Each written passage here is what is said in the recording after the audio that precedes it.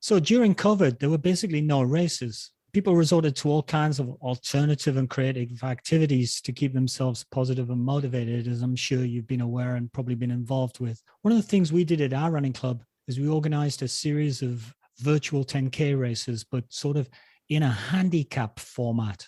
In case you don't know what a handicap is, basically each runner was given a target time, an individual target time, based on their recent performances or their Strava data or something like that. They then had to run a 10K on race weekend on their own, so it's a sort of virtual race, and then send me their data or post it on our running club site so that I could then rank everybody. And I ranked everybody in their finishing order, not how fast they ran, but according to how well they ran versus their own personal target, which was, I think, pretty cool because everybody had an equal chance to win. And providing they ran to their own personal best, they had an opportunity to get onto the podium. People who were not normally on the podium had as much chance as everyone else. And this was one way we stayed motivated through the dark days of no races. For Simon Jones, our author today, all his beloved park runs were cancelled, but he seemed to have stayed motivated by writing a book about parkrun. So what's Parkrun? And what did he write? Well, let's find out.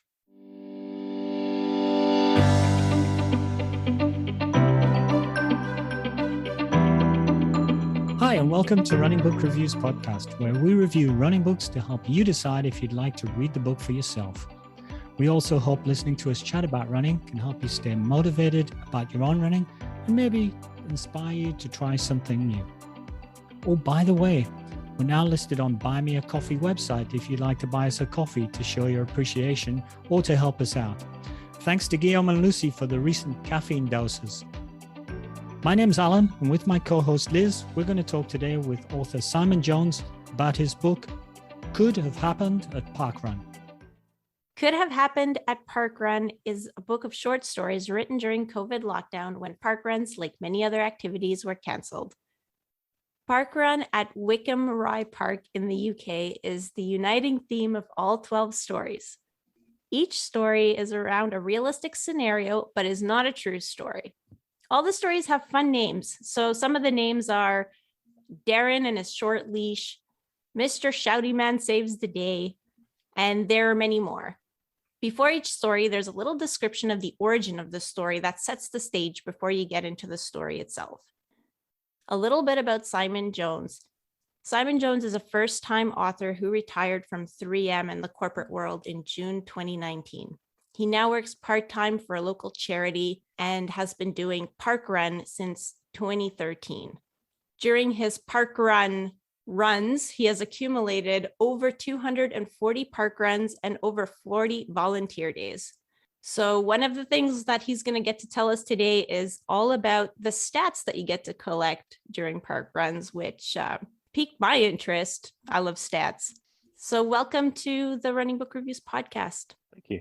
So I guess before we get started about the book, maybe you can explain to our listeners what parkrun is, because I don't think it's as popular in our neck of the woods. Well, it's really popular in our part of the world. But I think there are about 650, maybe 700 different events that take place every Saturday morning at 9 o'clock. In fact, for a volunteer, you're there at 8 o'clock in the morning and you kind of leave at about 11 o'clock. But for most runners, you can arrive at 8:45. You set off at 9 o'clock, you run your 5K, you pick up your things and you go home, and your weekend basically starts from there. You know, for many people now, it's kind of the essential beginning of their weekend. It is for me. It's nice and early in the morning. You just turn up, you run and go home. And what's really great is that you could go to any parkrun in the UK or in the world, because once you've registered with Parkrun, you get a little barcode allocated to you. And it means that wherever you go, you can just use the same barcode to record your time and get your PB every week. The beauty of it is that by the time you get home, you've usually received a text and an email to confirm what your time is. And you go on the website and you can see all your history and you can see all the stats that you might want to shout about or might not want to shout about, depending on how well you've performed that day.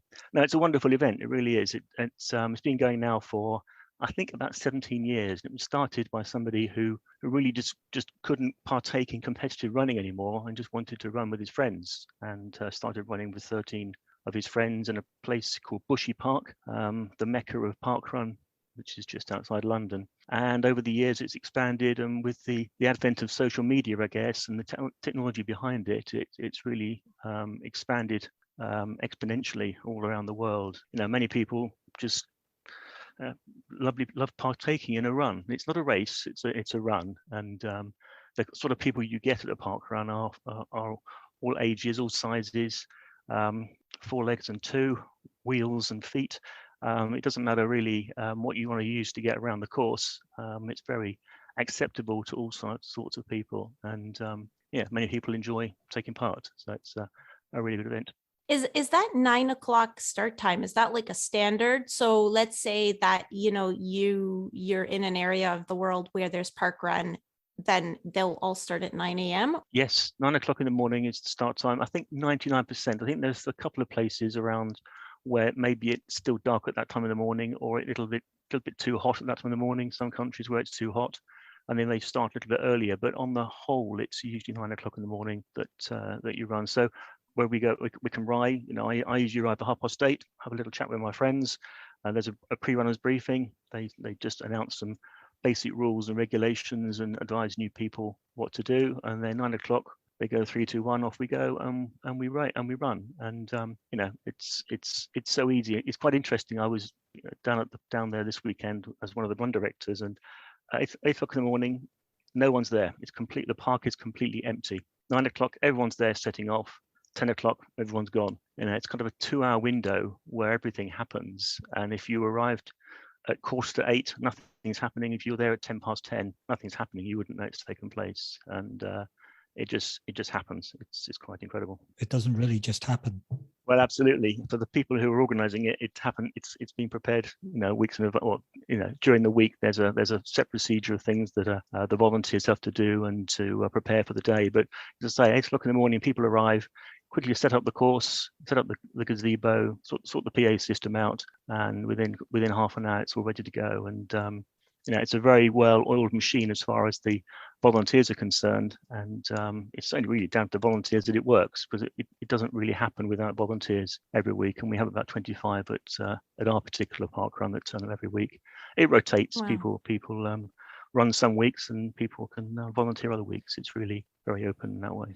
So do you have a barcode tattooed to your arm so that you don't forget your barcode? Because I imagine this happens a lot. Not yet. They're a bit funny about barcodes. In fact, they've just actually allowed us to use the barcodes on our phones. But we get a credit card, or we get a wristband with a barcode on, and those are the official things that you can show, or you can print it off your printer. Some people have, I think, got their barcodes tattooed on their arms, but I don't think they scan too well at the moment, because we all use our mobile phones to do the scanning. Yeah. Another really neat aspect of the whole event is that the Parkrun organisation created a volunteer app, which means that volunteers can use the same app to scan the barcodes when people finish, but also as the timer as well for the timers. So it's really very clever. Then we complete the times, we complete the scans, scan the QR code, and the data goes up to the server, and that's the data that again gets sent out to the runners and the volunteers to notify them that their run's complete and what their time is. It's really very efficient. So this is pretty sophisticated. Absolutely. Yes, it's really it used to be a paper and pencil affair, but I think it's very sophisticated these days. How many people do you get in these runs? Also, it's free of charge. We didn't mention that. Oh no, it's absolutely free. No, there's no charge at all. We had about 400 last weekend. The highest was 666. Wow. That's our record, I think, at Wycombe Rye. But 400 every week. Yeah, on average.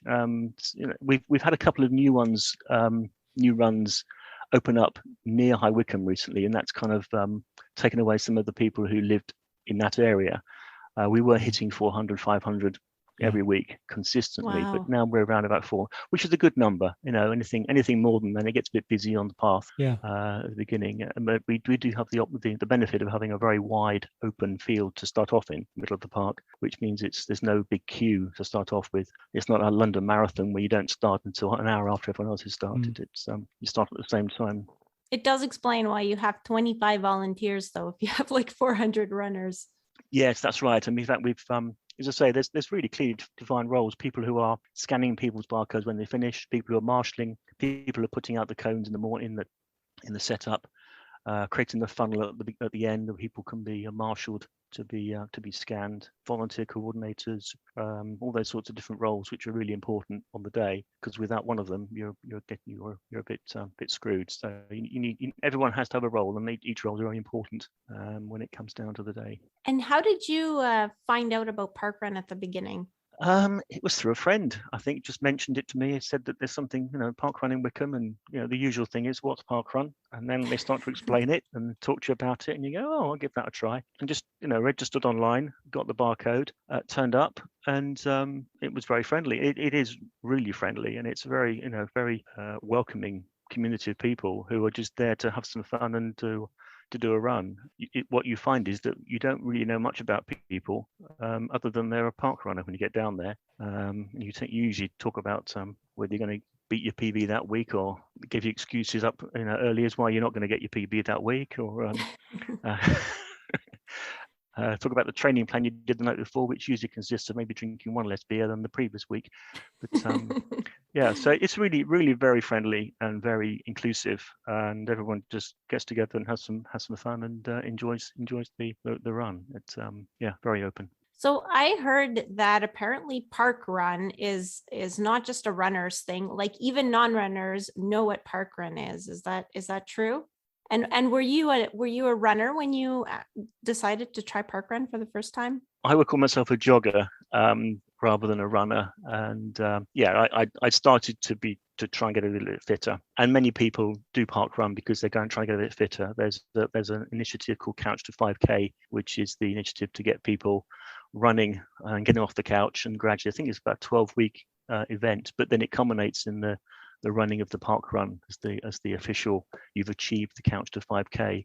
So many people are aware of Parkrun. It's quite often, we've had examples where in the news in the UK, where something's happened, maybe when we had the COVID lockdown, there was talk about parkruns are being cancelled, and then there was talk about parkruns maybe restarted. So it was quite a significant activity that happens around the whole country, really, that people are aware of, and it's becoming part of our national health initiative. Is people are encouraged to complete a parkrun to help their physical health, but also mental health as well. Which is a fantastic idea. It's win-win. Costs the government less, and everybody else is a bit healthier. Absolutely. And I think that's the thing. It seems to be institutionalized in the UK, whereas it's kind of practiced in North America, but it's not an institution. Your average person wouldn't know what you were talking about, I don't think. Now, I think we're getting to a point now where most people now have got some awareness, or some sort of I've heard the term at some time in the UK now. It is mentioned quite a few times in different places. Even to the point, I think I've heard that I'm aware that many doctors' surgeries almost prescribe Parkrun to people as rather than some kind of medication. There's some doctors' surgeries which are linked to various parkruns to get people to partake in those events for all sorts of reasons. So it's really becoming quite embedded, really, in our people's lifestyles and well-being. It's quite an interesting phenomenon in that way.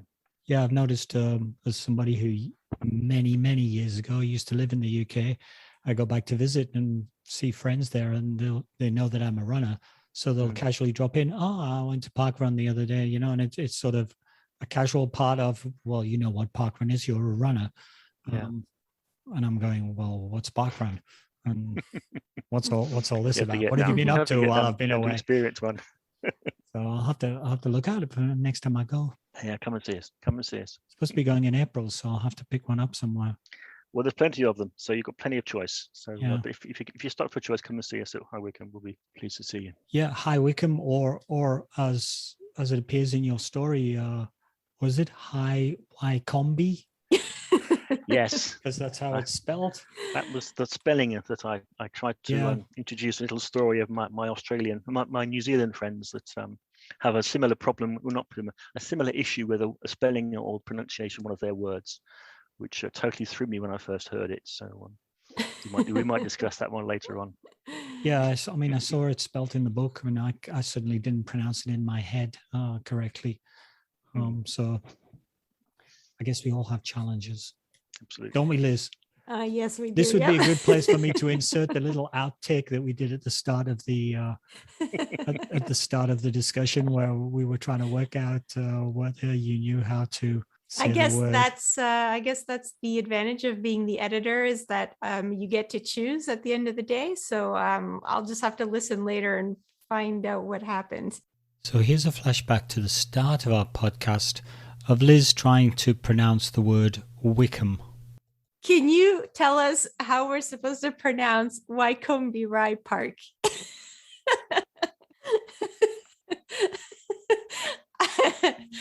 I know that you just wanted that for your recording, Alan, and I haven't even started recording. Oh, you haven't even given me permission.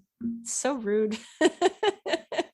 Okay, so it's okay, because I know there was a part in the book about the pronunciation, and then it's so hard to associate the pronunciation with what it actually says in letters.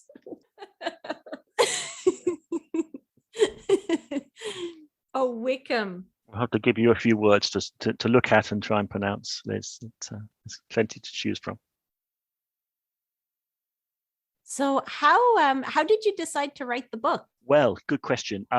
So lockdown commenced in March, actually 2 years ago, I think, in 2 weeks' time, and suddenly we had lots of time on our hands.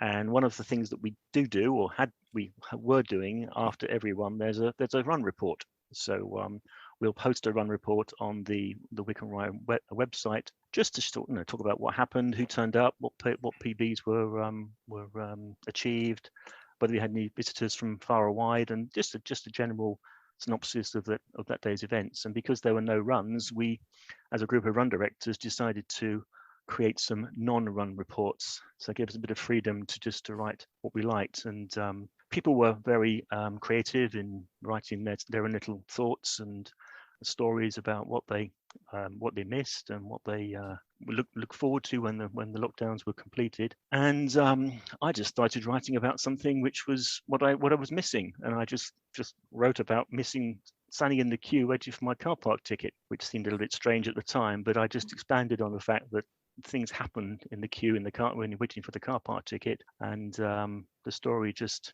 grew and grew from there.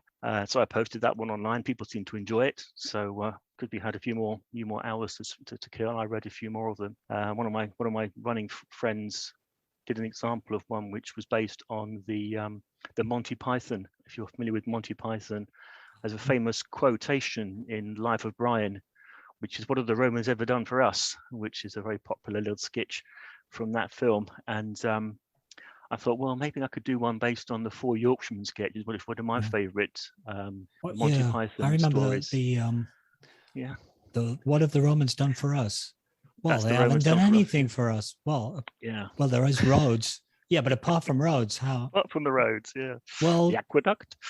Oh yes. Well, apart from roads and aqueduct, and it goes on and on from there. And the Romans have actually done hundreds of things for them. Yeah.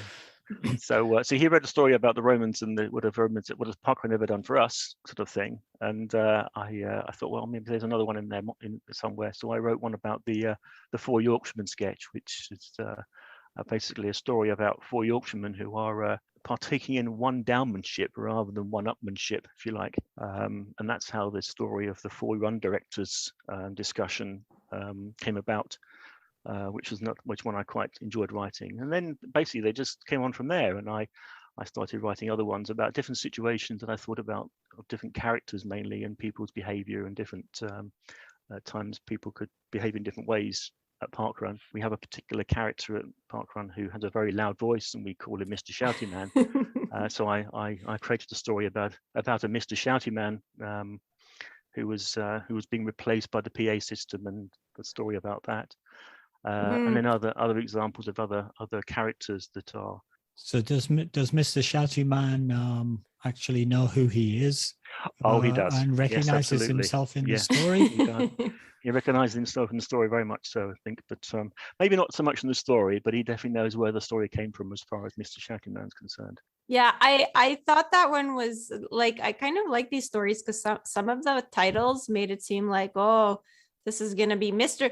Shouty Man saves the day. I thought it was gonna be like one of those, you have clients that shout at the volunteers, and then I figured like maybe he would decide to change his attitude, but it wasn't a story about that at all. It was more kind of like lighthearted and Yes, absolutely. Yes. So yeah, I quite like that. I quite enjoyed that one. And then there's other little snippets of situations. Like one of the key issues around having a dog at Parkrun is you must have a short lead, and that's really up until very recently the only stipulation. If you bring a dog, he's very welcome, but long as he's on a short lead. And I just thought, well, I wonder what a short lead is to a tall man with a small dog. How do you define a short lead? And that was what led into the story about the Is man there a who had to go and specific buy a length lead. for the lead? Well, that was exactly. pretty Yes. funny. How do you define a short lead? So that was the one there. I quite enjoyed that one.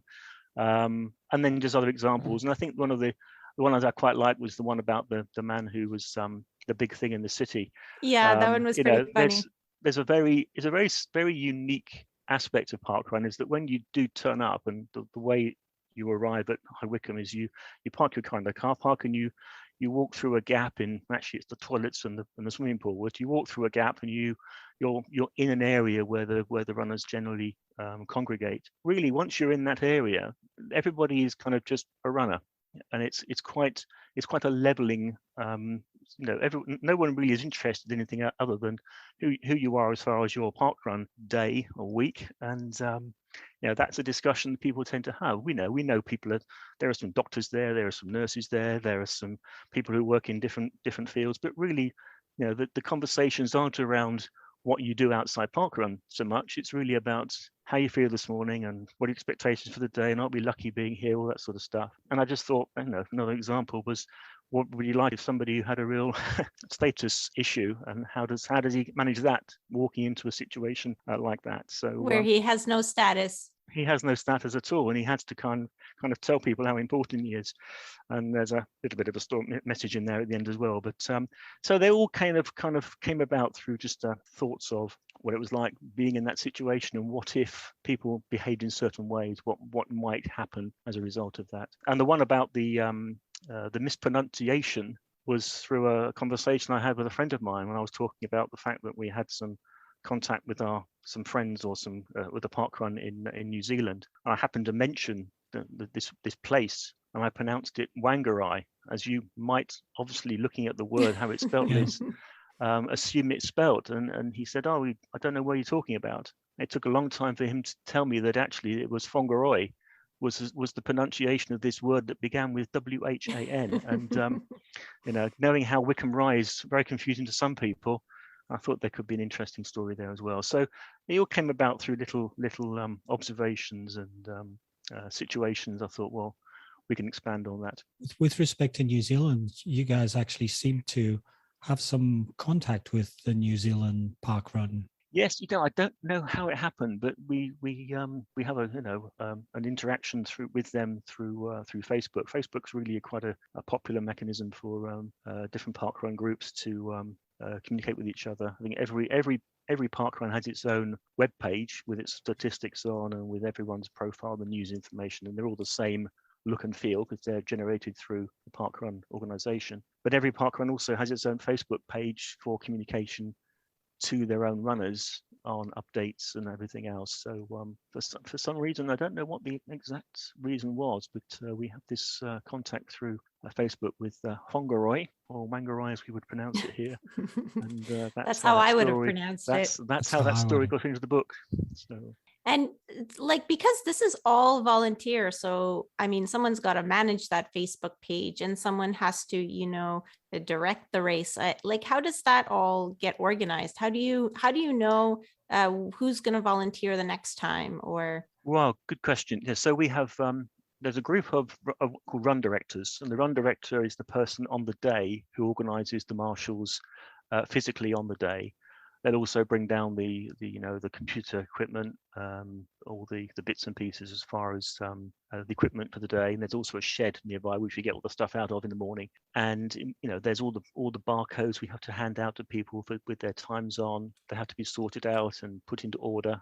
which is a difficult job when you've got 600 little mini bits of plastic barcode to sort out. And there are about 12 of us who are the run directors, and there's 2 event directors.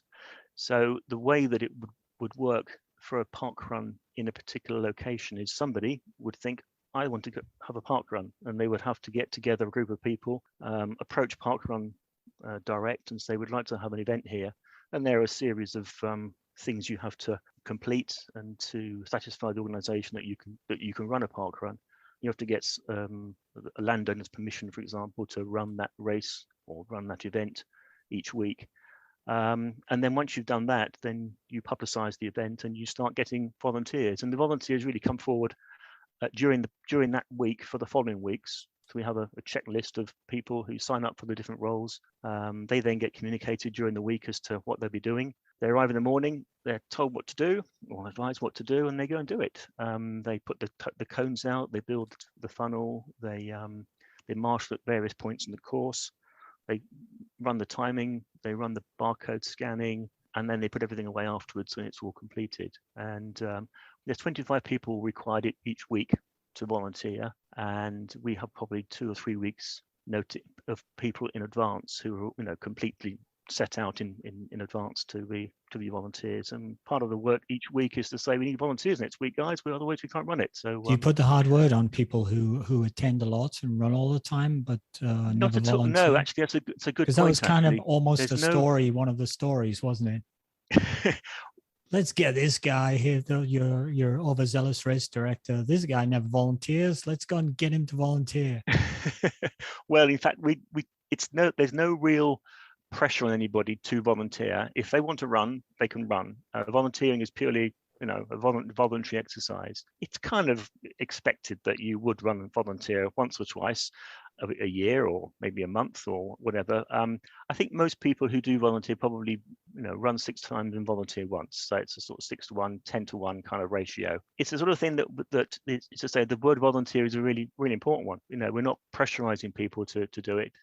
It's very, very much volunteer. And some people do only volunteer. There are some people that just don't want to run, they want to volunteer, and they enjoy volunteering. It's a really rewarding activity, being a volunteer. So there's never an issue about getting people to come and do that. And say everyone from the race director or run directors and the event directors are all volunteers. So there's no money being transferred at all. It's all very much voluntary. Maybe you can talk to us about like the stats you can accumulate, because it's pretty interesting. You don't just accumulate park runs, but you actually accumulate volunteer days too. Maybe that's the motivator. Absolutely. Well, the volunteer days are really important. And once you get 25 volunteers, you get the purple volunteer T-shirt with 25 on the back, which is a very high state. There's really only 3 or 4 status items at Parkrun, and they are the running T-shirts. So if you're a junior and you run 10 parkruns, you get a white T-shirt with a 10 on the back. If you're above a junior, you have 50 parkruns. It's basically a year's worth of weekends. You get the red T-shirt with your 50 on the back. 100 runs is the black T-shirt with 100 on the back. The next one is a big jump to 250, which of course is another 3 years worth of running for 250 runs. Then you've got 500, and I think there may even be 1,000 one there. That sounds like a lot of park runs. So, but I guess in years to come there will be thousands and maybe even 2,000s. Who knows? But and they do, that landmark number is recognized every week. So if people have got a landmark number, it's always announced that someone's doing a 10 or a 50 or 100, and there's a bit of applause from people, and people are recognized for their efforts. And the same for volunteering. So it's a really good way, and it's interesting that over the years the runners have got more and more colorful as more and more T-shirts have been won by people. And you see a number of T-shirts with numbers going around the whole course with 50s and 250s on. That's amazing. I think Parkrun has kind of found the secret to getting volunteers to volunteer, because runners, we like stats. So I feel like collecting these like volunteer day stats, I don't know, must add to the experience.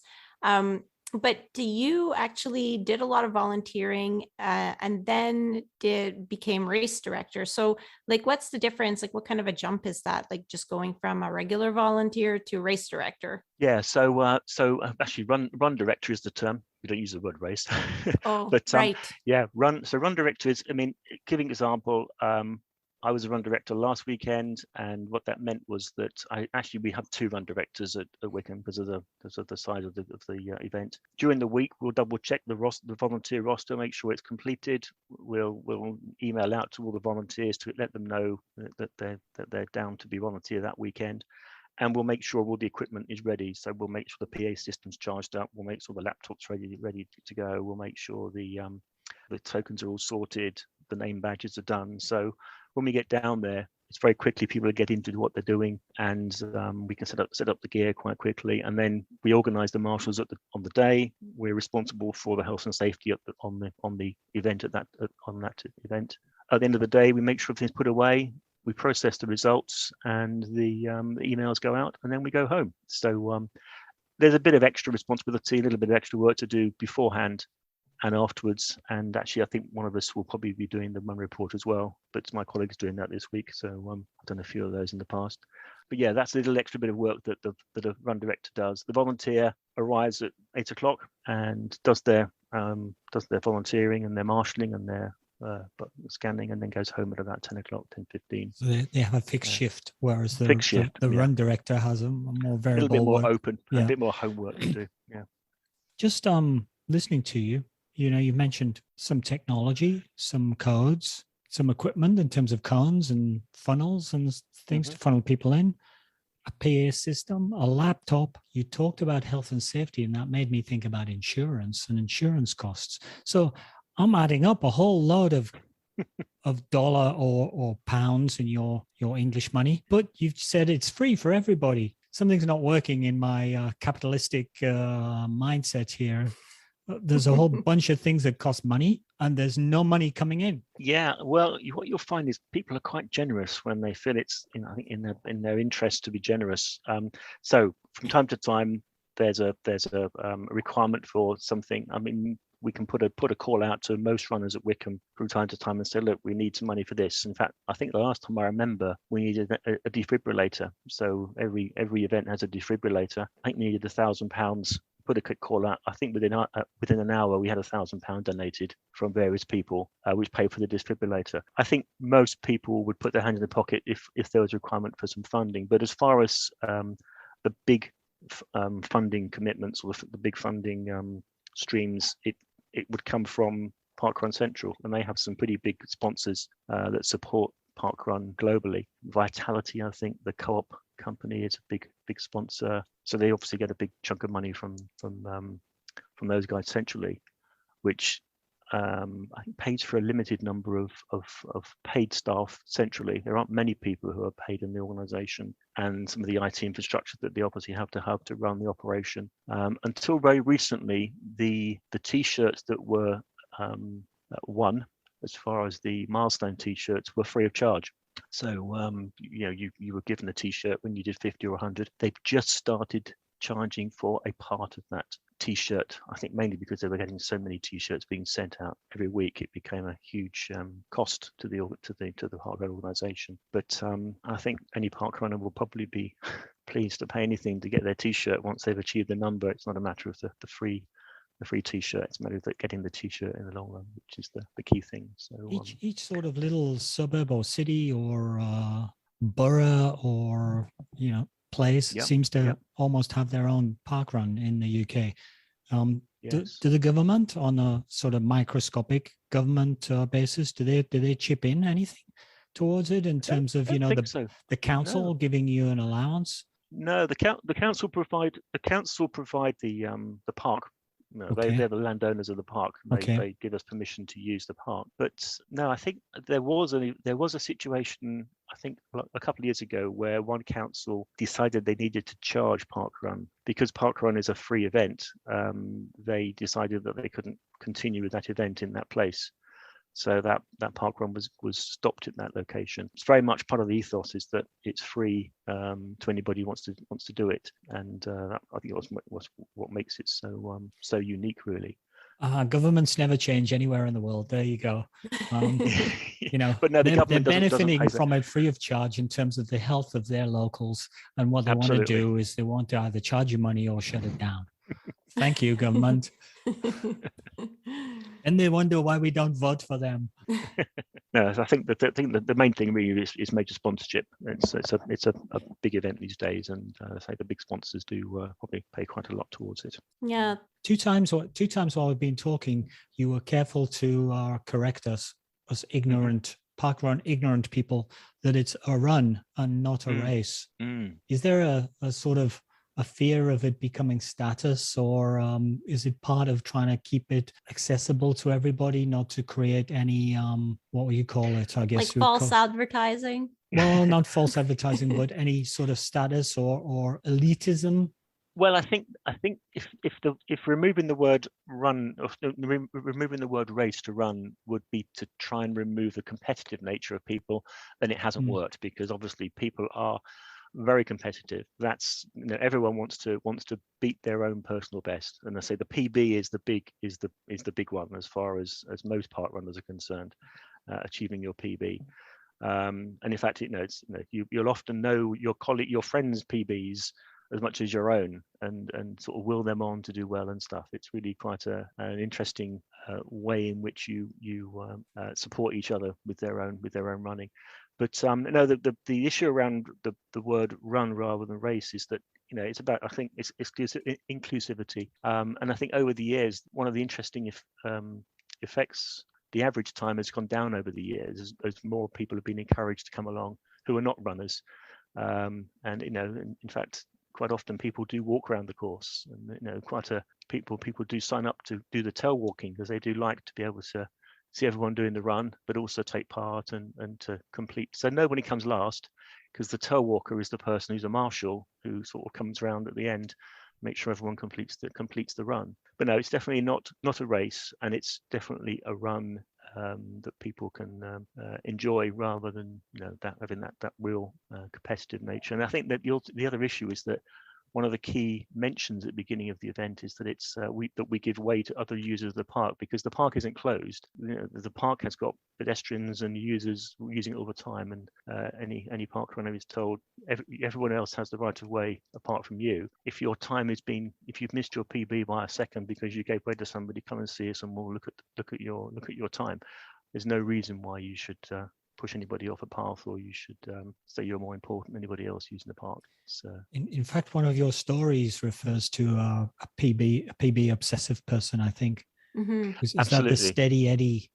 Oh, absolutely. Oh yes, the Steady Eddy one. Yes, that's the man who had to get his PB. Yes.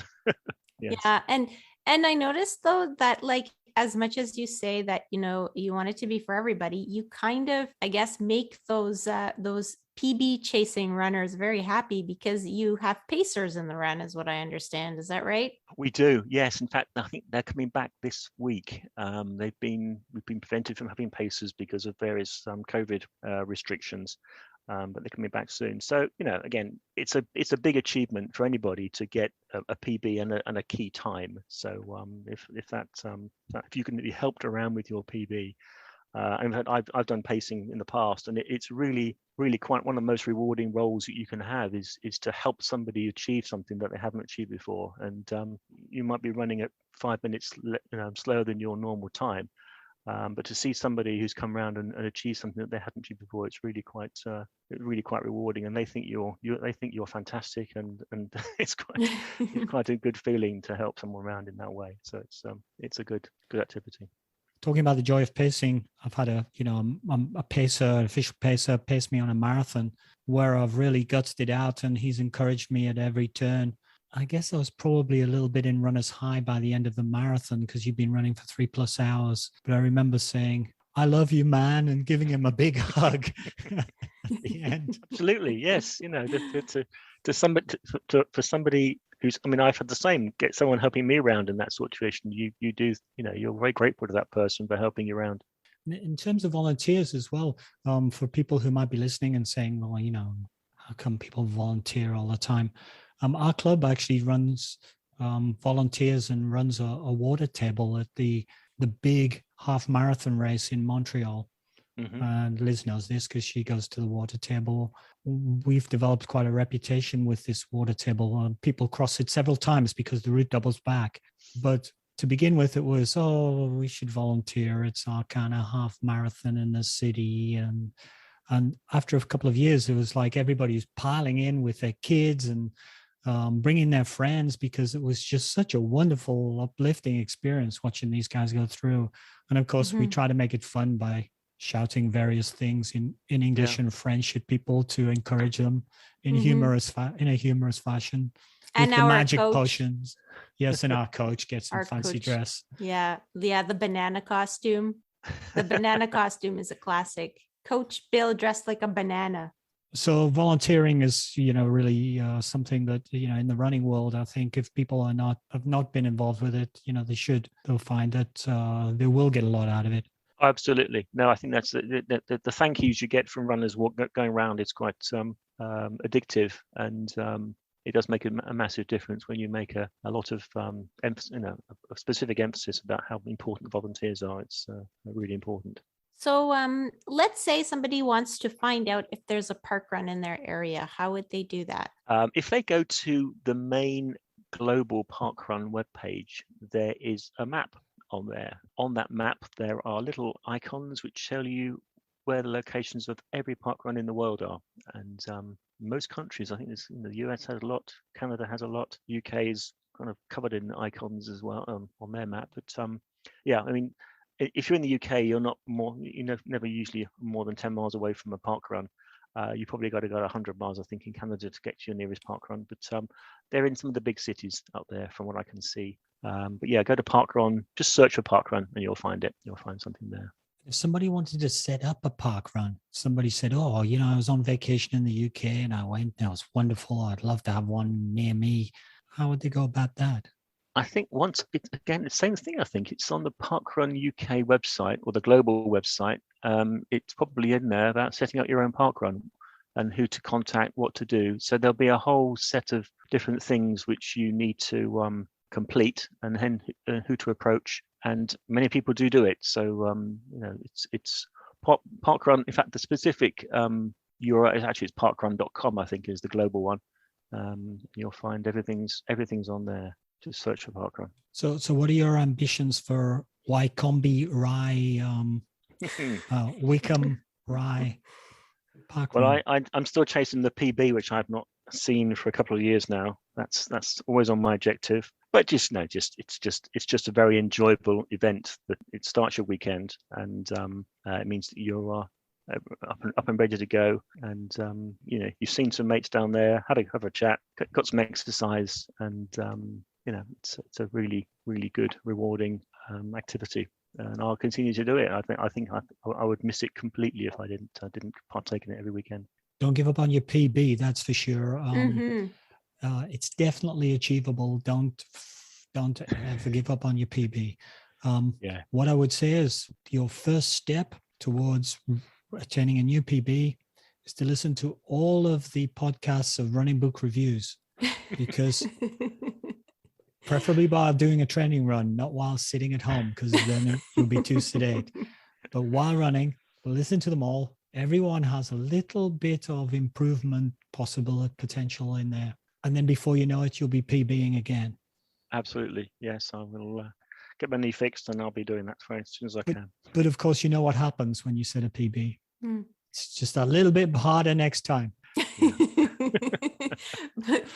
Yeah, but it's always fun, on the day that it happens. So yeah, it's a long time ago now, unfortunately, but it's still on my agenda to hit the PB one day. So in terms of the book, it's a small book. I mean, we'll give our summaries in very shortly. It's a small little book. I think it's published by, is it Olympia? Published by Olympia, that's right, yes. And it's available from Amazon, I think, in US and in Canada. So that's quite useful. That's what we were going to say. Where could people get a copy if they wanted one? But you preempted us.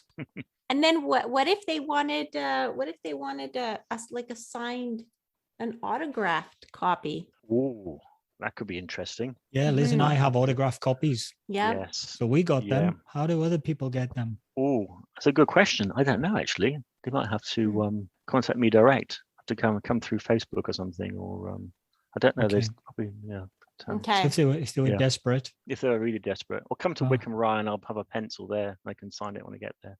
Oh, fantastic. So that's two things they can do. They can get the book and then they can go try the park run. Go and try and try the parkrun. Absolutely. It seems to be a very sort of statistics and figures orientated thing. Get the badges, collect the runs, and count the number of things that you've done, which is fantastic. Does anyone travel around trying to tick off all the park runs? Yes, I think that's an interesting question. But there are a huge number of eccentric behaviours that parkrun can facilitate. Runners in general are nerdy, I think, a little bit, but I think park runners are. Yeah, I think you'll find that if there's a group of things that you can do with places that start with a certain letter, places that are, I mean, you name it, somebody have probably thought of an idea around what you can collect or how you can achieve something specific. I know that many people that in our parkrun, where you been last week? Oh, I was in Guildford. Well, you there? I had to get my G. It's kind of, so it's letters beginning of the opening letter of a word or a town to get that alphabet one, or there's all sorts of different things to achieve. But Okay, so if you got a park run that starts with Z, for example, lots of people will come because there are not many choices to. I don't think there is a Z actually, to be honest. I think that's one of the missing ones. Well, here's a game plan. We could start a new park run. Yeah, Yeah. you might find there's someone around the world that starts with a Z. It's probably in Zimbabwe. There's probably some more. Yeah. But Alan, there's no suburb in Montreal that starts with a Z. So Yes, but we kind of a see when problem. reading Simon's book, we see that your parkrun does not necessarily begin with the same letter as your town. Absolutely. We could call it that's right. We just the need a park. the Zebra Montreal parkrun. I don't know in many places that begin with Q actually. Maybe there's a Quebec. Maybe Quebec needs to have its own. Quebec City needs to have its own. That's really interesting parkrun. because one of the things I do for my sins is I'm the head of Go Running Tours in Montreal at this point in time. What we do is we take people on running tours. If sign up at the website, quick publicity for me.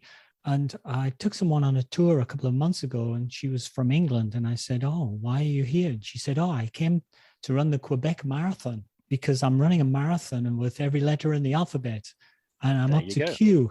And I was going to go to Queensland in Australia. But I decided it would be easier, and I have a friend who lives in Quebec, so I came for exactly that reason. So there you go. Yeah, there you go. That's so neat. Yeah, and that leads you into the other story of the man from Wigan that came to Wycombe. So that's a good tip for you, Liz. So Wigan and Wycombe sound very much the same. You don't have to think about Wycombe. You can talk about Wycombe, Wigan.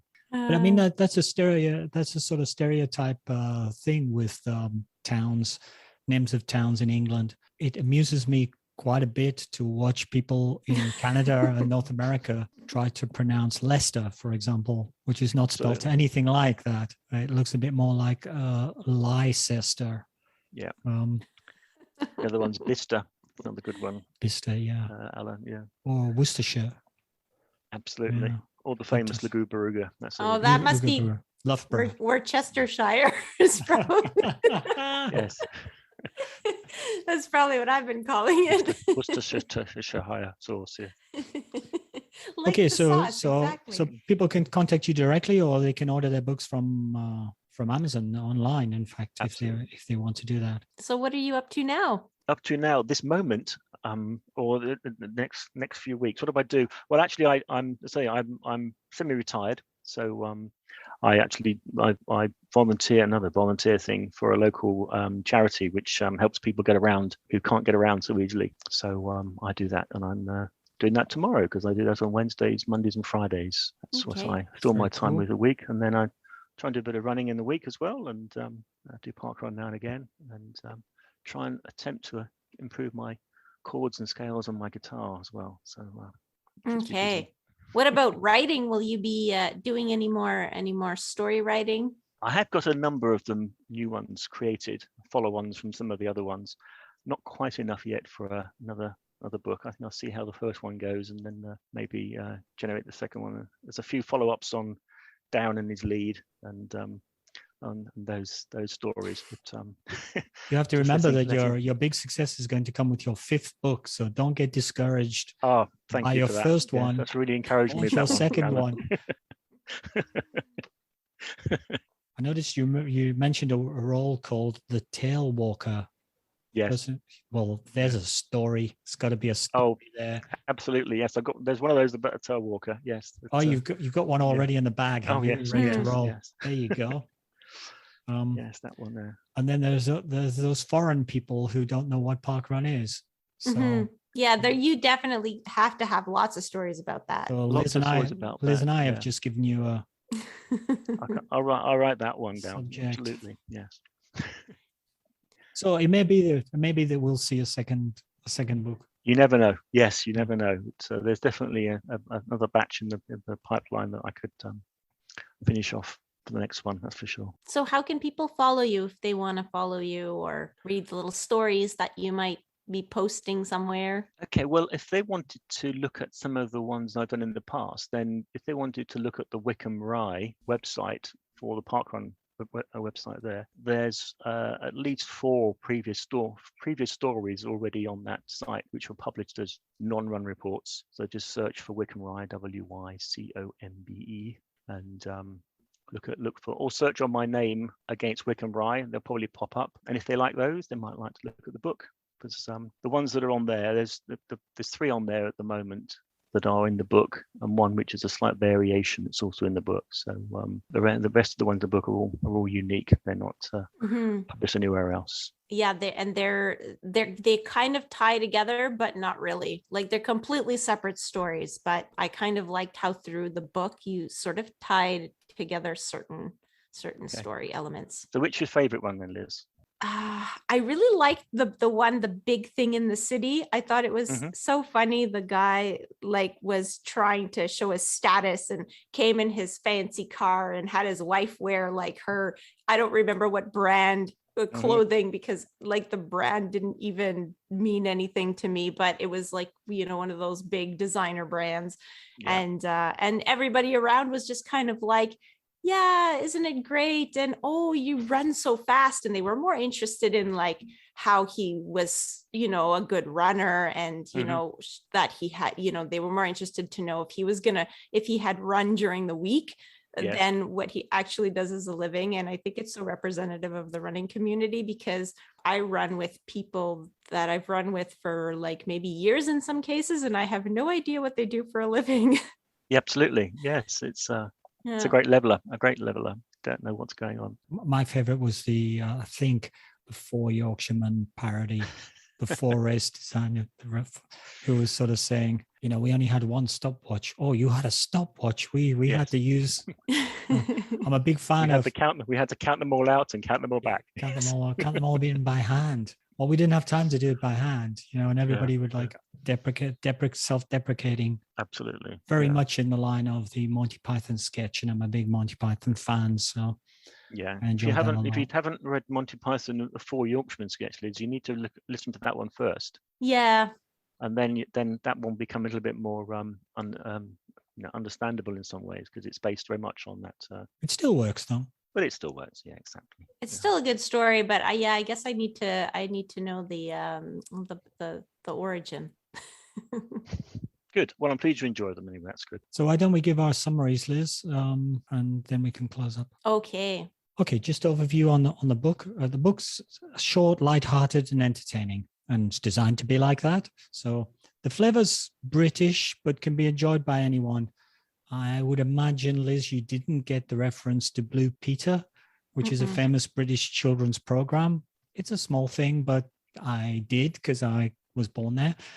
And of course, the homage to Monty Python, the story works, but if you're familiar with Monty Python, it works twice as well. The layout's super well done, with an overview introducing a short story, which lasts only a few pages. So they're nicely positioned in the book. I would say the whole book's a celebration of the selfless volunteers and nerdy participants of fun runs in general. And you know, what's not to enjoy in that? The disclaimer on the book says that it's a work of fiction, but sometimes I think it might only be a very slight exaggeration of real life events and people.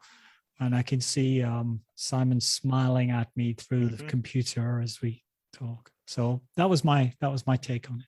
So I like the stories as well because they're light and funny, and there's enough detail that you don't need to know what parkrun is to enjoy them, because you know, I have never done a park run, but you'll probably like them that much more if you do run parkrun, and you'll probably identify some people in your own entourage that have the personalities in the book. I like the positive spin on the stories. Like a few of the titles I thought, you know, would be maybe not, you know, stories of like Mr. Shouty Man saves the day. I thought that was going to be a story of an unhappy runner shouting at a volunteer. And it turns out Mr. Shouty Man was just somebody with a really loud voice who was given a volunteer role where his voice wasn't being used. And so it was kind of funny. I won't really give away how he saved the day. You'll have to read it for yourself. I love the stories because they remind me of how inclusive the world of running can be. No one cares about your social status. Everyone wants to give back by volunteering, and runners help each other to achieve their goals, whether that is a 30-minute 5K or a 24-minute 5K. The book is well thought out because the stories are kind of assembled in a way that, you know, there are a few elements that sort of relate them. And the one thing that stood out for me, because I'm not from the UK, for most of the book, I was wondering, like, what is a Lido? And I ended up finding out in one of the stories towards the end that a Lido is just the outdoor swimming pool that is at the park. So they would all meet at the Lido, and I had no idea what that was until one of the ending stories. So yeah, congratulations, super well thought out, and yeah, very enjoyable. Thank you very much. Please enjoyed it. So thanks for your book, Simon, and thanks for talking to us today. My pleasure. So thank you for listening to another episode of the Running Book Reviews podcast. Big thanks to Simon for providing review copies of his book, for signing them, and for spending time with us today. If you'd like to leave us feedback about how we can improve the podcast, or want to suggest a book that you'd like us to review in a future episode, you can leave us a comment on social media. We are running book reviews on Facebook and Instagram, and on Twitter, we are reviews_running. Please also follow us on social media to find out about new episodes when they're released, or you can just subscribe to the podcast on your favorite streaming platform. If you have been enjoying the podcast and are wondering how you can help us out, you can buy us a coffee at the Buy Me a Coffee page. It's www.buymeacoffee.com/Alan and Liz. Bye for now. Thanks and bye.